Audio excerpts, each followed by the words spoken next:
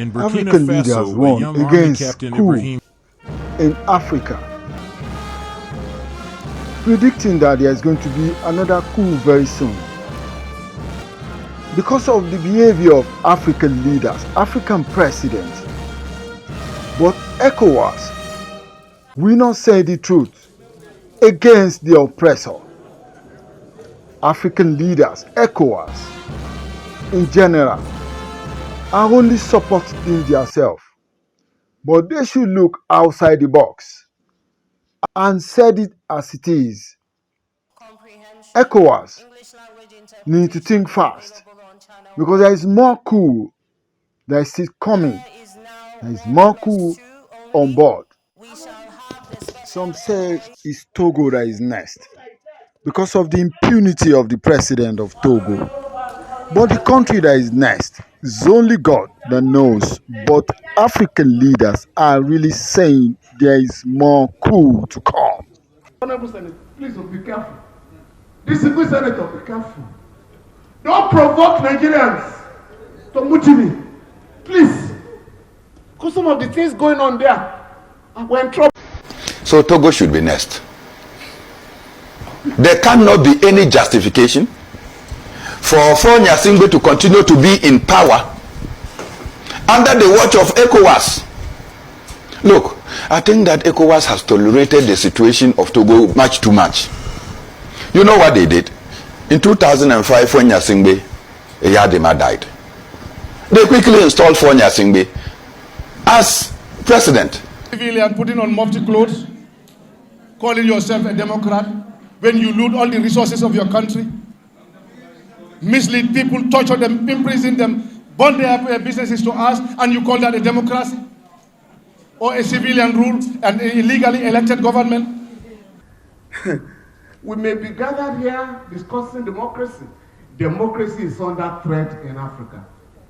Very serious. I'm sure you know what happened yesterday. You know what happened last month. And it's going to continue. Oh yes, there's no apology about it. I can predict with mathematical exactitude. Up to 3 years ago, all the member states of ECOWAS were under one form of civil rule or another. Don't call them democratically elected government. Civil rule. 3 years ago. But what has happened? We have recorded 4. The number is ongoing. Chad. Now Gabon. They are all close to us. But what's the link between Nigeria and Chad and Gabon? How many Nigerians are there? If you must know. Many Nigerians are trading in Gabon. We have a lot of relationship. That country is one of the richest in Africa. It's the 5th largest producer of oil. The population is 2.3 million. Everybody should be living like a king. But the poverty rate is 33%. In that country, small country, the Bongos took over the country with their friends, buying riches, houses all over the world, including France particularly. Nigeria has a GDP of 4,900 now as of 2020. While Gabon, the per capita is $14,000. But while poverty rate, while 40.1% of Nigeria live below poverty level, in Gabon is 33%. That's why you had the coup. None of these guys, including those who are planning to invade Niger, none of them will say preventive diplomacy. Can we talk to these our colleagues to allow democracy in this country? One of them came here 2 weeks ago, and I was just laughing, from Central African Republic, to pledge the loyalty of ECOWAS. The Central African Republic, to say we are with you in invading Niger. We want democracy. In his country, the guy had just removed judges who told him it is illegal to have a third term. Central African Republic, the country of Bokassa.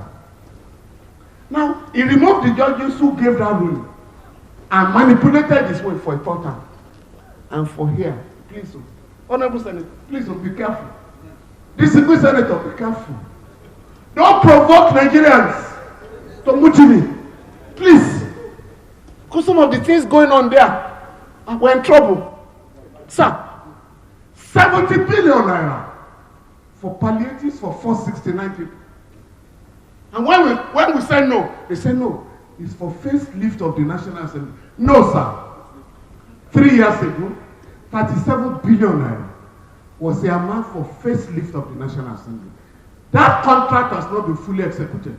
There is no review of the contract. So you can't talk of 70 billion naira for facelift. Secondly, 40 billion naira to buy exotic cars now for leadership of the National Assembly. It's not going to be allowed. The latest provocative news from the National Assembly is that 54 billion naira has been earmarked for constituency projects for 360 members of the House of Reps. It has come to 150 million per person. Under these austere conditions in town. So when these figures are oozing out of the National Assembly, Nigerians have been provoked. The military has been honest to say we are under pressure. You didn't read it. To dismantle this rickety political system. But somebody told them go and deny it. And they denied. Oh, we are not under pressure. But we can read between the lines. So Togo should be next. There cannot be any justification for Nyasingbe to continue to be in power under the watch of ECOWAS. Look, I think that ECOWAS has tolerated the situation of Togo much too much. You know what they did? In 2005, when Nyasingbe Eyadema died, they quickly installed Nyasingbe as president. Then it took Kufuor and Obasanjo to say, no, you cannot do that. They organize symbolic elections. If you go to places like Sakode, Buffalo, Mango, no ballot, nobody came there in 2005. They declared elections from those places and said that Nyasingbe had won the elections. Nobody went there, no electoral officer went into those communities, and elections were declared. In 2005, up to date, Nyasingbe is still president of Togo, taking over from his father and probably grooming his children to come and take over from him. How do you tolerate such situation when ECOWAS is sitting down and not talking? African Union is comfortable with such situations. Go to Equatorial Guinea. The president has appointed his son as vice president, to which the son is the higher apparent, is the successor. The African Union is happy about that. You know the son.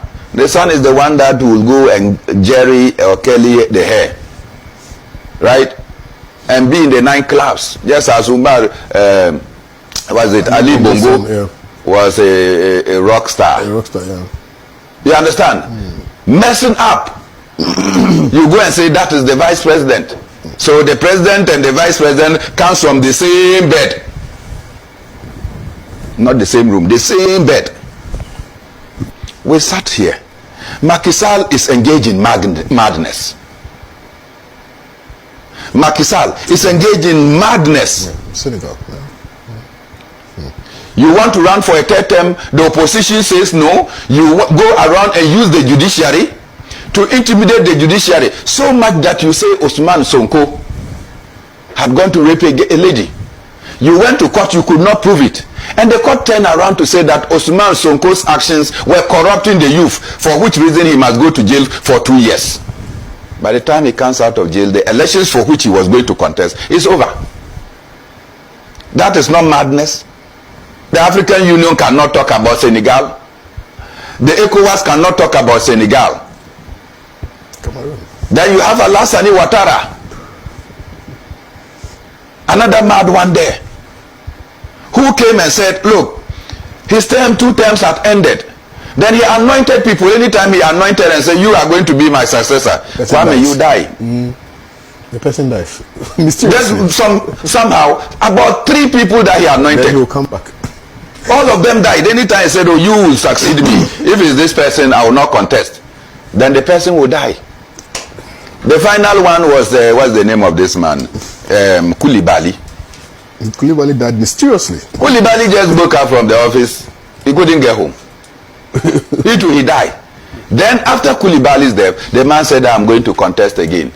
So can we say that you killed all those people that you claimed that they were going to succeed you, so that you can come back?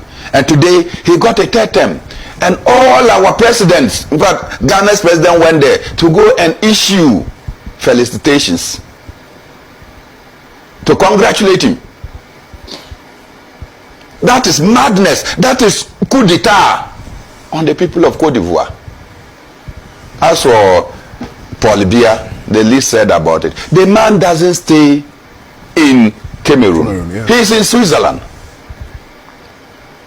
He comes to Cameroon on National Day. He comes to Cameroon on Elections Day. And when he's coming, he cannot walk. They carry him. And then he will sit down with his grandchildren. Then they say, go and vote. He votes. When he finishes, they will carry him back to Switzerland while the elections are being counted. When the elections are declared, they bring him back to come and say he is sworn in as president. The African Union wants to be relevant in the face of all this kind of madness that is going on among African leaders, and these African leaders will have the temerity to come and sit at the AU and be talking. Museveni is saying, I am tired. It's okay. As an African, a Pan-Africanist,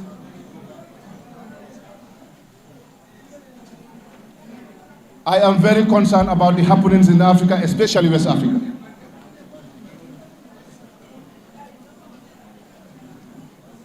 Yagut, of recent, I have seen the ECOWAS introducing the anti-coup d'etat unit. Ñu ne pour coup d'etat dafa wara stop.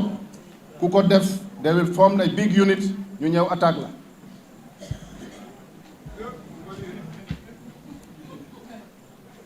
We are not in support of coup d'etat. Let me make that very clear. And I want them to hear this. We are not in support of coup d'etat. I was a member of the Pan-African Parliament and have advocated strongly for us to introduce a term limit to make sure that we do away with coup d'etats in Africa, especially in West Africa. Yeah, yeah.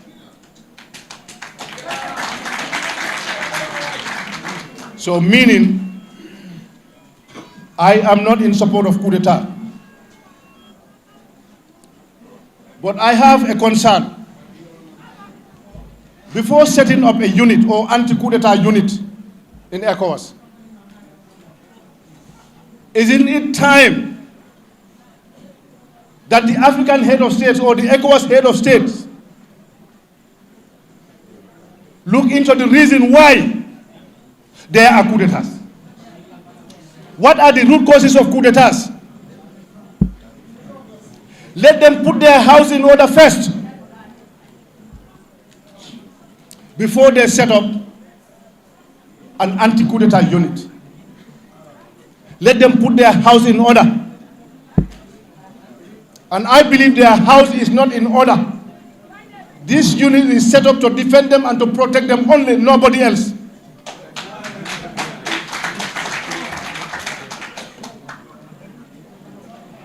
What is more coup d'etat than your national constitution gives you 2-term limit, 5 years, 2 terms.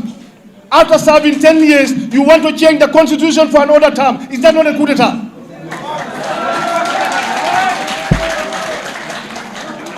Because you feel you have the powers to do that. The soldiers have the powers to coup d'etat. That is also another coup d'etat. And they are living with them there. They are there. In the name of civilian, putting on mufti clothes, calling yourself a Democrat, when you loot all the resources of your country. mislead people, torture them, imprison them, burn their businesses to us, and you call that a democracy? Or a civilian rule and an illegally elected government? The leaders must stop lying to their electorate first. They must stop the corruption. They must stop looting our resources. They must understand that they are not a better citizen than anybody. They are given a responsibility, a role to play to help develop the countries and make sure that there is peace and tranquility and respect the constitution of the country. But this is not happening. Example is this government. This government has lied to people in 2016 that they are going only for 3 years. Was that not a lie? Who asked them to tell people that we are going for 3 years? Were they forced to say that? They went around the whole country, lied to everyone.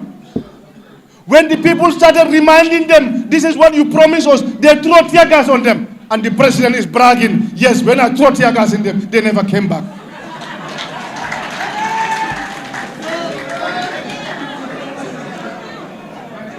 Does that not anger the citizens? You throw tear gas on your people. Some of them are wounded and you stand out there and bragging that I throw them a tear gas. They never come back. That alone can anger the citizens. You promised the people you will have a security sector reform. It's never happening. The civil service sector reform is never happening.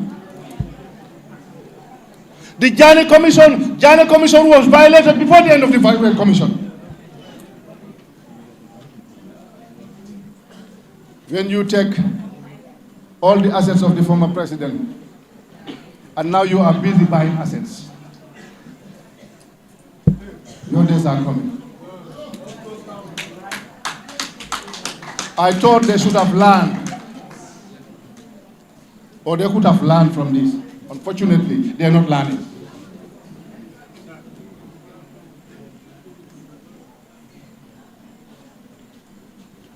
So before you create a unit to go against any attempt of coup d'etat, put your house in order, stop lying to your electorate, stop lying to your citizens, stop looting the resources of your country, stop corruption in your country. And then you can talk about anti-coup d'etat.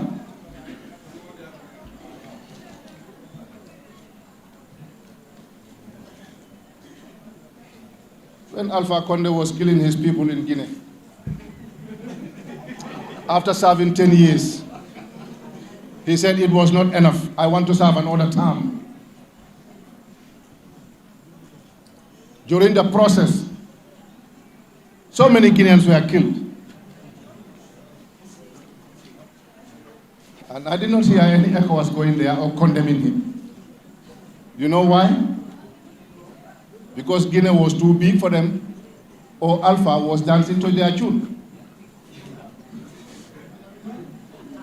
Because I think that was why the small Gambia was surrounded all sides by soldiers and guns in 2016. Because Gambia was small, or Gambia is a small country, and Jammeh was not dancing to their tune.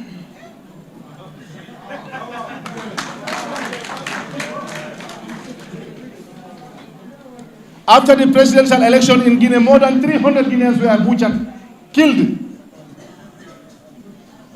No ECOWAS condemned him.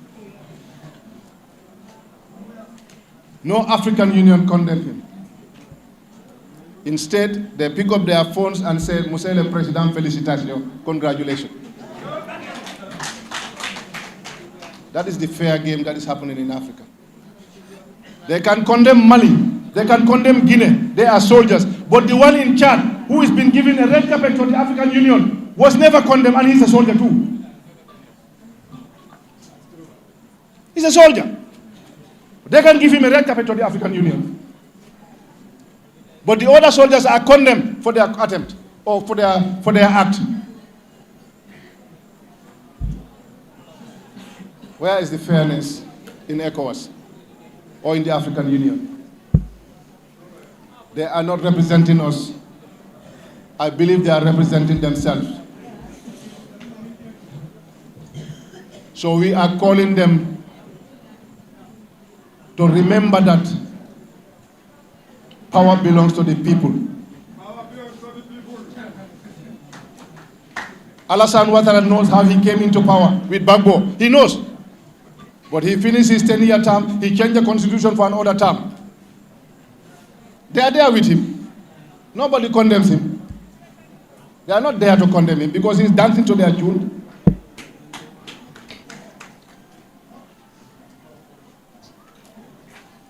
So I'm calling on ECOWAS to do the right thing. We young Africans, we are here watching.